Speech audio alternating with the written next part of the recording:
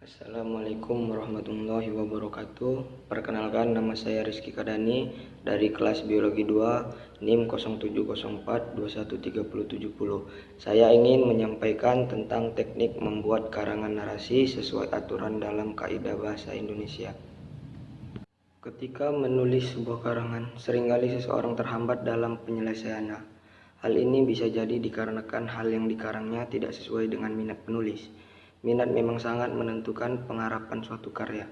Terlebih karya yang bersifat penelitian akan membutuhkan waktu yang lama. Minat yang minim akan membuat tulisan ini mengalami penundaan-penundaan sehingga bisa jadi karya tersebut tidak selesai. Hal lain yang perlu diperhatikan agar karangan tidak terhambat adalah karangan yang akan dibuat adalah sesuatu yang dikuasai oleh penulis. Dua hal ini yang perlu dipertimbangkan oleh penulis, terutama bagi penulis pemula, sebab jika hal ini diabaikan, maka kesulitan menuangkan gagasan serta terhambatnya penyelesaian karangan akan dialami kemudian.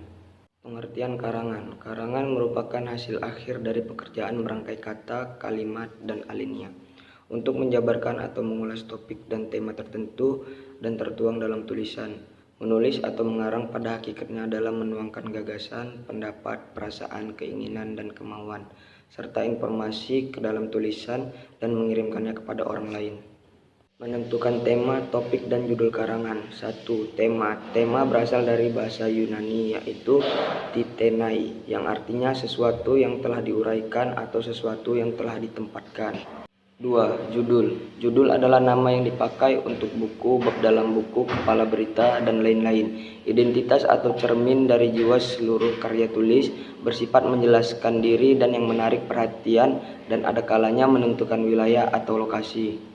3. Topik. Topik berasal dari bahasa Yunani yaitu topai, yang artinya tempat dalam tulis menulis, berarti pokok pembicaraannya atau sesuatu yang menjadi landasan penulisan suatu artikel. Pengertian narasi, ciri-ciri, dan struktur teks narasi. Teks narasi adalah jenis pola pengembangan paragraf yang menceritakan suatu peristiwa atau kejadian dengan detail. Teks ini bisa didasarkan pada kejadian yang benar terjadi di dunia nyata atau berupa imajinasi semata. Tujuan teks narasi adalah untuk menghibur pembaca dengan alur cerita yang menarik. Contoh teks narasi antara lain novel, dongeng, fabel, cerpen, dan teks drama. Ciri-ciri teks narasi. Yang pertama, teks narasi berisi peristiwa baik nyata, imajinasi, maupun gabungan dari keduanya. Kedua, teks narasi terdiri atas beberapa paragraf dan tiap-tiap paragraf menceritakan suatu peristiwa dengan alur yang menarik. Yang ketiga, teks narasi disusun secara kronologis atau patut pada urutan waktu.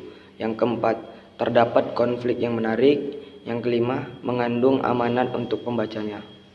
Struktur teks narasi terdapat 4 bagian. Yang pertama, orientasi. Yang kedua, komplikasi. Yang ketiga, konflik. Yang keempat, koda. Orientasi pada bagian ini penulisan mengungkapkan tokoh dan hubungan antar tokoh pada cerita. Yang kedua, komplikasi. Pada bagian komplikasi, penulis mulai mengenal konflik pada pembaca. Yang ketiga, konflik. Yang terjadi di bagian komplikasi akan perlahan diselesaikan di bagian ini.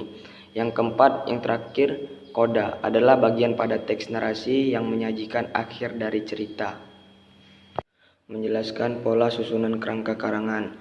Untuk memperoleh pola suatu susunan kerangka karangan yaitu teratur biasanya digunakan beberapa jenis susunan yang terdiri atas yang pertama, pola alamiah. Susunan atau pola alamiah adalah suatu urutan unit-unit kerangka karangan sesuai dengan keadaan yang nyata di alam. Sebab itu susunan alamiah dapat dibagi lagi menjadi 3 bagian utama, yaitu urutan berdasarkan waktu atau urutan kronologis, urutan berdasarkan ruang atau urutan spasial, dan urutan berdasarkan topik yang sudah ada. Yang kedua, pola logis. Manusia mempunyai suatu kesanggupan di mana manusia lebih sempurna dari makhluk yang lain, yaitu sanggup menghadapi segala sesuatu yang berada di sekitarnya dengan kemampuan akal budinya atau logika kita. Macam-macam urutan logis yang dikenal. Yang pertama, urutan klimaks dan antiklimaks.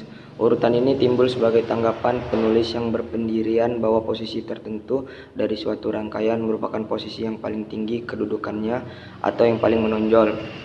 Yang kedua, urutan kasual. Urutan kasual mencakup dua pola, yaitu urutan dari sebab ke akibat dan dari akibat ke sebab. Pada pola pertama, suatu masalah dianggap sebagai sebab, yang kemudian dilanjutkan dengan perincian-perincian yang menelusuri akibat-akibat yang mungkin terjadi. Urutan ini sangat efektif dalam penulisan sejarah atau dalam pembicaraan persoalan yang dihadapi umat manusia pada umumnya. Yang ketiga, urutan pemecahan masalah. Urutan pemecahan masalah dimulai dari suatu masalah tertentu, kemudian bergerak menuju kesimpulan umum atau pemecahan atas masalah tersebut. Untuk memecahkan masalah tersebut secara tuntas, penulis harus benar-benar menentukan semua sebab, baik yang langsung maupun yang tidak langsung, bertalian dengan masalah tadi. Setiap masalah tersebut tidak bisa hanya terbatas pada pertemuan sebab-sebab, tetapi juga harus menentukan semua akibat, baik yang langsung maupun yang tidak langsung, yang sudah terjadi maupun yang akan terjadi kelak. Yang keempat, urutan umum khusus. Dimulai dari pembahasan topik secara menyeluruh atau umum, lalu diikuti dengan pembahasan serta terperinci atau khusus. Yang kelima, urutan familiaritas. Urutan familiaritas dimulai dengan mengemukakan sesuatu yang sudah dikenal, kemudian berangsur-angsur pindah kepada hal-hal yang kurang dikenal atau belum dikenal. Dalam keadaan-keadaan tertentu, cara ini misalnya bisa dijadikan terapan dengan mempergunakan analogi. Yang terakhir, menjelaskan jenis-jenis karangan. Yang pertama, karangan narasi. Karangan narasi adalah salah satu jenis karangan atau karya tulis yang berupa rangkaian peristiwa, baik fiksi maupun non-fiksi, yang disampaikan sesuai dengan urutan waktu yang sistematis dan logis. Pada karangan narasi terdapat tahapan-tahapan peristiwa yang jelas, dimulai dari perkenalan, timbul masalah, konflik, penyelesaian, dan penutup. Yang kedua, karangan deskripsi. Karangan deskripsi adalah suatu bentuk karya tulis yang menggambarkan atau melukiskan suatu objek maupun benda kepada pembaca, seolah-olah pembaca merasakan, melihat atau mengalami sendiri topik dalam tulisan. 3. Karangan eksposisi. Karangan eksposisi adalah jenis karangan yang berisi tentang penjelasan-penjelasan maupun pemaparan mengenai suatu informasi kepada pembaca. Tujuan karangan ini adalah untuk memberikan informasi yang sejelas-jelasnya kepada pembaca. Keempat, karangan argumentasi. Karangan argumentasi adalah jenis karangan yang berisi pendapat atau argumen penulis tentang suatu hal. Karangan ini bertujuan untuk meyakinkan pembaca agar memiliki pandangan yang sama akan suatu hal dengan pandangan penulis. Kelima, karangan persuasi. Karangan persuasi adalah salah satu bentuk karya tulis yang berisi ajakan-ajakan kepada para pembaca untuk melakukan atau mempercayai suatu hal. Sama halnya dengan karangan argumentasi, karangan persuasi juga dilengkapi dengan pendapat-pendapat penulis yang disertai dengan pembuktian agar pembaca yakin dan mau mengikuti apa yang disampaikan oleh penulis. Karena sifatnya yang berupa ajakan, karangan ini bertujuan untuk meyakini pembaca yang disampaikan oleh penulis untuk melakukan atau mempercayai sesuatu. Mungkin cukup sekian penjelasan dari saya, lebih kurangnya saya mohon maaf. Wabillahi taufiq wal hidayah. Assalamualaikum warahmatullahi wabarakatuh.